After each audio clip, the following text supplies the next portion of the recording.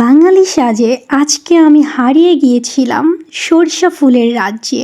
আর এই রাজ্যে হারিয়ে যাওয়ার সাথে সাথে নিজেকে খুঁজে পেয়েছি বাঙালি এক রূপে। এখানে হারিয়ে যায় মন প্রাণ, মনে হয় যেন আর ফিরে না আসি। এই সবুজ শস্য ক্ষেতের সাথে নিজেকে হারিয়ে ফেলি কোনো এক অজানা মুগ্ধ পরিবেশে। হ্যালো এভরিওয়ান, কি অবস্থা সবার? আশা করবো অনেক ভালো আছো, আমিও অনেক ভালো আছি। চলে আসলাম ছোট্ট একটা ভিডিও নিয়ে। আজকে সরষা ক্ষেতের রাজ্যে নিজেকে একদম বাঙালি সাজে হারিয়ে ফেলেছিলাম। মনে হয়েছিল এই সর্ষের রাজ্যে আমি হারিয়ে যাই কোন অচেনা দেশে। আর আমি একা যাব কেন, তোমাদেরকে নিয়েই যাব। তাই আজকে ডিটেলস সহ বলে দিব কোথায় গেলে এত সুন্দর করে নিজেকে একদম বাঙালি সাজে বাঙালি রূপে হারিয়ে ফেলবে এই সরষার রাজ্যে। তোমাদের এই সরষার রাজ্যে যেতে হলে আমাদের গাজীপুর শালনা বাজার কারখানা বাজারে যেতে হবে।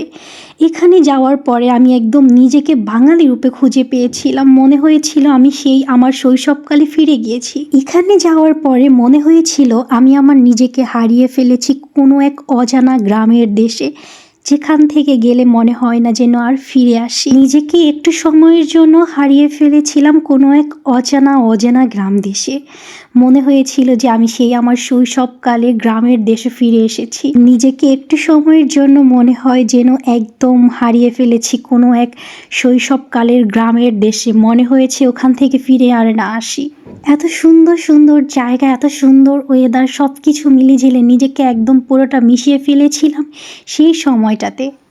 এমন একটা সুন্দর পরিবেশ, এত সুন্দর একটা গ্রাম, আর সব কিছু মিলে ঝিলে এত সুন্দর একটা ওয়েদার, ঠান্ডা ঠান্ডা বিকালের স্নিগ্ধ পরিবেশ, সব কিছু মিলে ঝিলে অসাধারণ ছিল।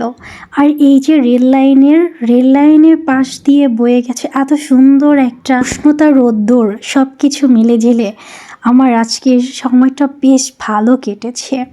তার সাথে আমার প্রিয় মানুষের পছন্দের নীল শাড়িতে আমি একদম নিজেকে হারিয়ে ফেলেছিলাম গ্রামের কোনো সাজে। সব কিছু মিলেছিল আজকে বেশ ভালো ছিল। যারা আমার মতো একটু নিজেকে গ্রামের সাজে গ্রামের পরিবেশে স্নিগ্ধ হাওয়াতে হারিয়ে ফেলতে চান, তারা তো অবশ্যই এখানে যাবেন।